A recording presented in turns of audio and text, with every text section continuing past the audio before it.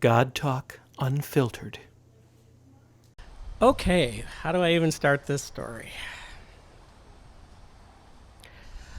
I'm going to start this story by saying at the present moment, I am really pissed with God. 6 months ago, 7 months ago, my world was turned upside down and rocked. A little bit of backstory. My sister was supposed to meet me for Christmas Eve to go out to my mom's, and I'd called her on Wednesday and Thursday, and she wasn't answering her phone, which is not uncommon for her because that's what she does. And especially since she works from home, she shuts it off a lot because she has another phone that she uses for work. So Saturday came, and she's supposed to meet us at 3, my husband and I, to go out to my mom's house for Christmas Eve. And she doesn't show up, and I'm like, oh, maybe she's pissed at me. I don't know. Maybe she decided to drive out to mom's, not like her, but she gets something under her skin. She might do that. So I said, well, I'll go out to mom's. We'll have Christmas Eve. And if she's not there, I'll call again. Got there, waited about an hour. She still didn't show up. So I called. I said, look, if you're not going to answer your phone, you're mad at me, that's one thing. But it's been 2 days, and I haven't heard from you. It's not like we talk every day, but you were going to meet me, and you didn't. I'm coming out to your house. I have a key to her house. So I got out there. Jim and my husband and I went out after Christmas Eve. We were going to go to check on her and then go to midnight mass. And I got out there, and I couldn't get the door open. So my husband grabbed my keys and got the door open and went in first, and was like, I could just tell by the look on his face that it wasn't good. So I got in, I looked, and she was laying on the floor next to her dresser, unclothed. Actually, my husband had thrown a blanket over her, so I didn't have to see that. I didn't think she was alive. She was. Called 911. They came and got her. We took her to the emergency room. She had had a massive stroke. Sat overnight in the emergency, sat for about 3 days at the hospital, thinking that they kept telling us it wasn't good. She wasn't going to make it. She couldn't talk. She couldn't move. But miracles upon miracles between the people at St. Joe's and whatever God had planned, she made it. She went in the hospital for about 2.5, 3 months. She went through rehab. By the time we got her out of the hospital and to put her into a skilled nursing facility, she was actually walking with a cane. She had something called dysphagia, which basically was the words in her head did not come out of what her mouth was, so it was really hard to have a conversation with her. Trying to find out things like, where are your bills? How do I pay your house payment? How do I do all this stuff for you? It was really nerve-wracking. Finally got her out of the nursing home. They all told us she can't be left alone. She has to have somebody there 24 hours. She could fall. She could have another stroke. She could have a heart attack. So we decided, my brother and I decided, there's 4 of us, but my brother and I decided it would be best for her to go to Dayton because he could take care of her better. So we sent her there. She continued to improve. She was actually planning on coming back to her house. Around April 14th, we were going to do a trial run with her best friend coming to stay with her for a couple weeks to see how she did. Could she be on her own? She still had some mental things where she was forgetting a lot.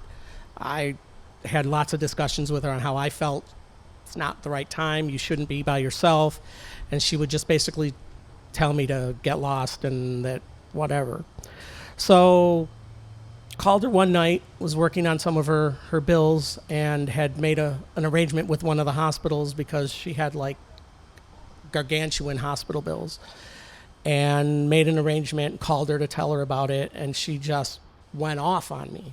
Like, what are you doing? What do you, no, that's not what I want to do. I have this money here. And, again, I'm trying to figure out exactly what she's talking about. So I left the conversation. I didn't leave it in, I don't know exactly how we left it, but I know there was, I'll talk to you tomorrow, as opposed to the normal love you, whatever, before I left. So my brother calls me like 3 hours later. He's like, Lori's having chest pains. I'm going to take her to the emergency room. I'm like, okay, well, call me and let me know what's going on. So throughout the night, I'm getting texts about every 10 minutes. This is happening. This is happening. She's not doing well. They've got to do surgery. And just to back up a little bit, when she was in the hospital on Christmas Eve, they wanted to do surgery. My sister has a artery condition that surgery was almost certain death, to be honest with you. My brother's like, it's either way. She's not going to make it if they don't do it. If they do it and something happens, we have to take the chance. I'm like, go ahead. She didn't make it. She passed away that night. So I felt really guilty. I've had conversations with the family on why this happened. You know, my brother and my sister are like, but Chris, you got to spend all this time with her, and you have lived near her, and you talk to her every week, and you do all this. And my brother's like, I finally got to spend time with her because that was what I needed.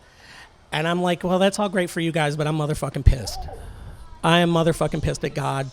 Why did you put us all through that for 3.5 months to then have her be gone? Still struggling with it. I do want to read something really quick. And to be honest with you, as mad as I am at the man upstairs right now, I know that I'm loved and I know that I'm blessed, because just like a parent, even when you are ticked off with your parent still loves you and still blesses you, and those things still come through. So even with the anger that I have, I am seeing the blessings, some of them, in what was happening. I just want to read this. If I can find it. Sorry if I'm taking too long. Oh, come on. So this was Friday. Friday was a really, really rough day. I'm the executor of her estate because I'm in Michigan and everybody else is in every other state but Michigan. So I had to sell her house. So this is what I wrote on Facebook. And I know a lot of people were like, oh, saying nice things and whatever. And in all honesty, it wasn't for anybody else but for me. I know a lot of people think you put stuff on Facebook so you can get a reaction or whatever. This one was, I want to see this again in a year or whatever because I want to remember. So she lived on a street called Brookside.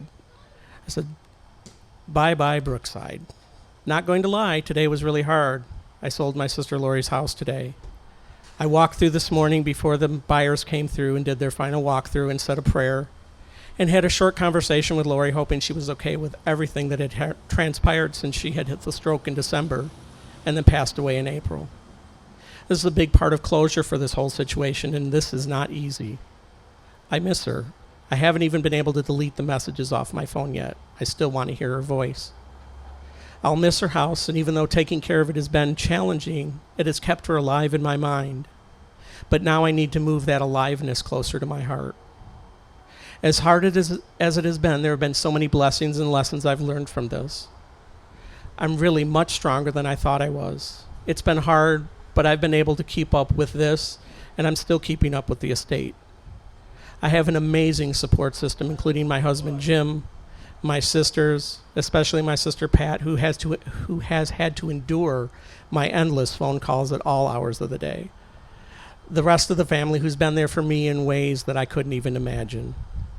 My church family, my deacons, my pastors. My countless friends, Randy, Deanna, Marilyn, and so many more. You know who you are. Your videos made on New Year's Eve kept me going and made me realize just how lucky I am. Just to explain that, my best friend went through, I was supposed to be at a New Year's Eve party, and he went through and people made videos, and he'd send them to me during that month while she was in the hospital to just remember.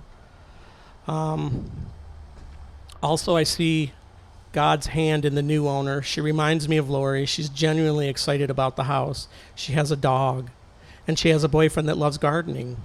As my realtor put it to me as we were sitting in closing, the love will continue. Also to my real estate team, they were amazing every step of the way, and thank you, Kathy, who is my realtor, for selling my house, but also being an awesome friend. So as this chapter closes for the sale of the house, let the rest of the estate go as smoothly. I think I need a drink tonight. And that's it.